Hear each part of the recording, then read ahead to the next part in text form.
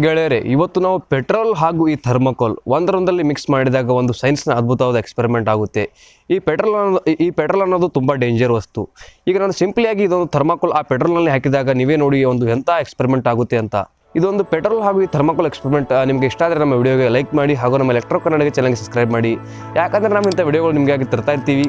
ಈಗ ನಾವು ಪೆಟ್ರೋಲ್ ಹಾಗೂ ಈ ಥರ್ಮಕೋಲ್ ಅನ್ನು ವಿಡಿಯೋ ಸ್ಟಾರ್ಟ್ ಮಾಡೋಣ ಬನ್ನಿ. ಫ್ರೆಂಡ್ಸ್, ಈಗ ನಾವು ಸಿಂಪ್ಲಿಯಾಗಿ ಏನು ಮಾಡ್ತೀನಿ ಅಂದರೆ ಇದೊಂದು ಪೆಟ್ರೋಲ್ನಲ್ಲಿ ನಾನು ಸಿಂಪ್ಲಿಯಾಗಿ ಇದೊಂದು ಥರ್ಮಕೋಲ್ ಹಾಕ್ತಾ ಹೋಗ್ತೀನಿ. ಈಗ ನೀವೇ ನೋಡಿ ಒಂದು ಸೈನ್ಸ್ನ ಎಂಥ ಅದ್ಭುತವಾದ ಎಕ್ಸ್ಪೆರಿಮೆಂಟ್ ಆಗುತ್ತೆ ಅಂತ.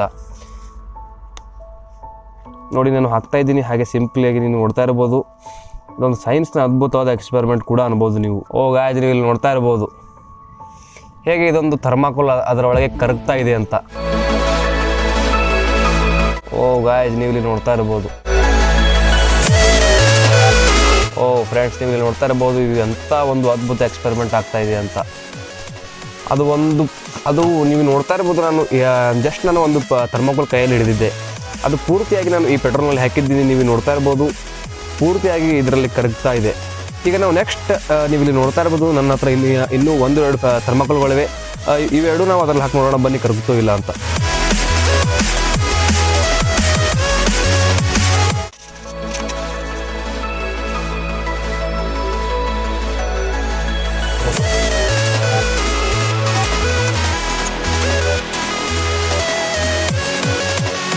ಗಾಯ್ಸ್, ನೀವು ನೋಡ್ತಾ ಇರ್ಬೋದು ನಾನು ಸುಮಾರು 1 ಅಥವಾ 2 ಥರ್ಮಾಕೋಲ್ ಪೂರ್ತಿಯಾಗಿ ಹಾಕಿದ್ದೀನಿ.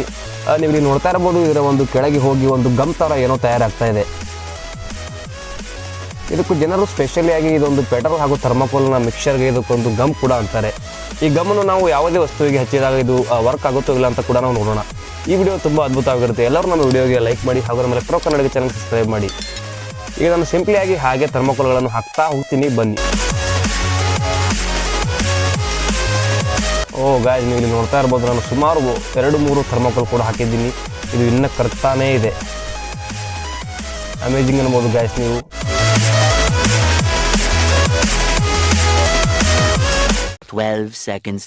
ನೋಡಿ, ನೀವು ಗೆಳೆಯರೆ ನೀವು ಇಲ್ಲಿ ಸಿಂಪ್ಲಿಯಾಗಿ ನೋಡ್ತಾ ಇರ್ಬೋದು ನನ್ನ ಹತ್ರ ಎಷ್ಟು ಥರ್ಮಾಕೋಲ್ ಇವೆ ನಾನು ಅಷ್ಟು ಇದರಲ್ಲಿ ಹಾಕಿದ್ದೀನಿ.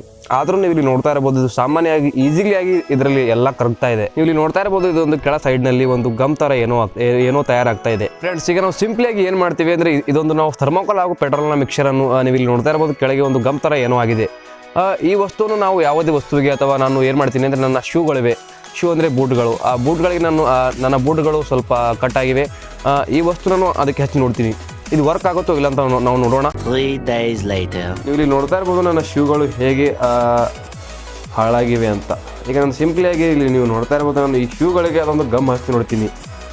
ಈ ಗಮ್ ಹಚ್ಚಿ ನೋಡಿದಾಗ ಈ ನಾನು ಶೂಗಳು ವರ್ಕ್ ಆಗುತ್ತೋ ಇಲ್ಲ ಅಂತ ನಾವು ಈ ವಿಡಿಯೋದಲ್ಲಿ ನೋಡೋಣ ಬನ್ನಿ. ಇಲ್ಲಿ ನೋಡ್ತಾ ಇರ್ಬೋದು ನಾನು ಹೀಗೆ ಹಚ್ಕೋತ ಹೋಗ್ತೀನಿ.